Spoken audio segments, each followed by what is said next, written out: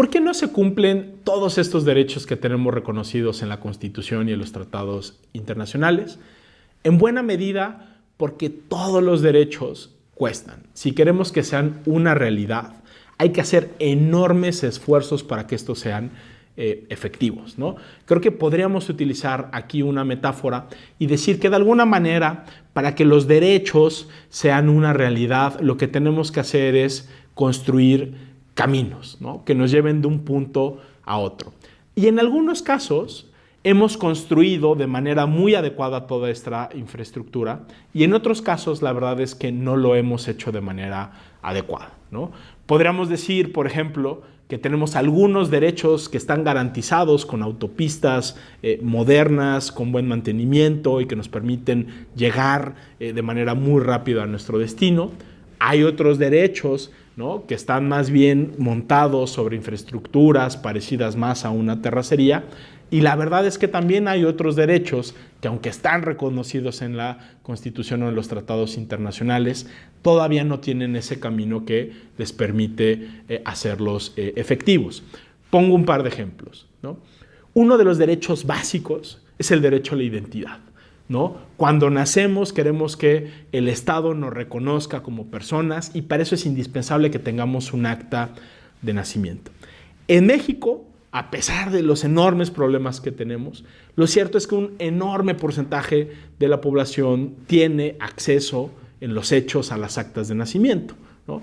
Obviamente hay muchos problemas, los registros civiles no funcionan de la manera más adecuada, pero sí podríamos decir que está relativamente bien garantizado, ¿no?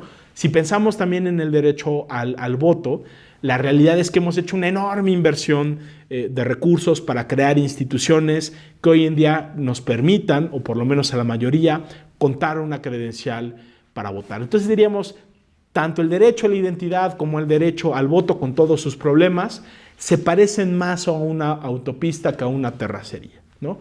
En cambio, tenemos otro conjunto de derechos que la verdad es que hemos ido desarrollando de manera bastante deficiente. Si pensamos, por ejemplo, en el derecho a la educación, pues lo que vamos a ver es que un enorme porcentaje de niños, en efecto, acuden a las aulas. Veremos que sí tenemos cierta infraestructura, pero que esta no se encuentra en las mejores condiciones, ¿no? Hay muchos niños que no pueden terminar la educación obligatoria. El acceso, ¿no?, incluso a la educación secundaria y preparatoria sigue siendo muy complicada. La calidad de la educación que ofrece el Estado no siempre es la más adecuada, ¿no?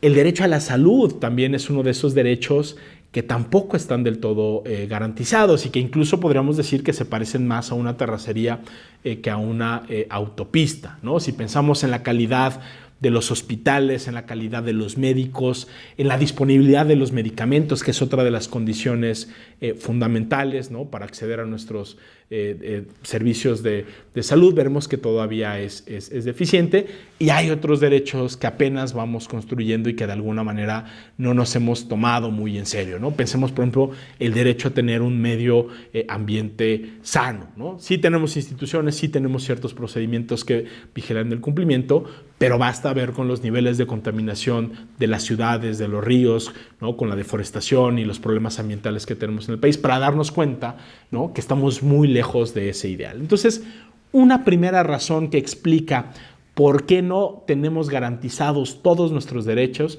es estrictamente práctica, y es que tenemos un número limitado de recursos y eso implica necesariamente que tengamos que priorizar algunos derechos sobre otros. Ahora, hay una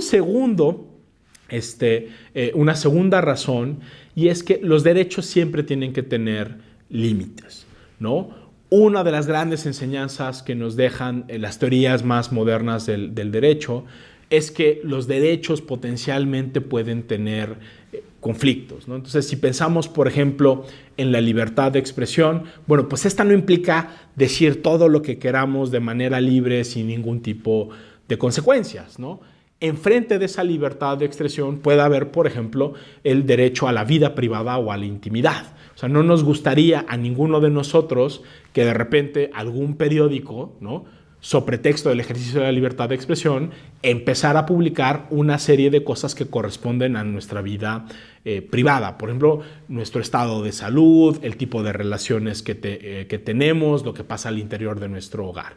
Entonces, siempre, ¿no? Y eso es algo que hay que tener muy presente, los derechos pueden terminar, ¿no?, generando conflictos o colisiones, ¿no?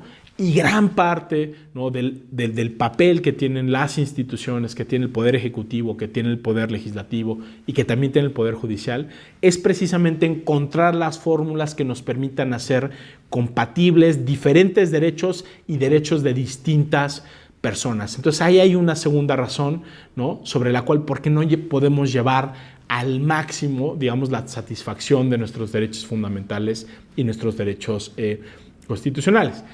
La última razón que quisiera enfatizar es que muchas veces las instituciones que están encargadas de garantizar nuestros derechos no hacen bien su trabajo. Y esto puede pasar por muchísimas cosas. Puede ser que los funcionarios públicos que tengamos no tengan ni la experiencia ni la capacidad adecuada y que en consecuencia, ¿no?, esa infraestructura que necesitamos no se construya o no se opere bien, ¿no? Pensemos, por ejemplo, nada más en lo que implica, ¿no?, realizar un hospital. Si no tenemos de alguna manera instituciones, procedimientos y funcionarios bien capacitados, es muy probable que no se pueda tener una buena supervisión de este tipo de obras de infraestructura. Hay también temas de corrupción que no podemos soslayar. De nuevo, en una democracia contemporánea, en la medida en que delegamos ese poder de hacer, ejecutar y hacer cumplir las leyes, siempre se abren márgenes para que esos funcionarios que esperaríamos que tienen que actuar de manera virtuosa, de manera honesta y de manera responsable, no lo hagan, ¿no? Entonces, esa vigilancia ciudadana resulta fundamental, porque si nosotros no estamos presionando para que los funcionarios públicos, los legisladores y los jueces hagan bien su trabajo, es muy probable que se desvíen y que se apropien lo que es de todos, ¿no? Y la corrupción no es otra cosa precisamente que una apropiación indebida de lo que es colectivo para hacerlo privado, ¿no? Entonces, redondeando las ideas, ¿por qué esos derechos que tenemos establecidos a nivel constitucional y en los tratados internacionales no siempre se cumplen? Por una enorme cantidad de razones. En primero, porque los derechos cuestan y tenemos recursos limitados. En segundo, porque los derechos entran en tensión y tenemos que encontrar soluciones que los hagan compatibles. Y en tercer lugar, porque muchas veces las instituciones que están encargadas de garantizarlos no hacen su trabajo, ¿no? Y en todas y cada una de estas fases la participación ciudadana resulta fundamental, ¿no?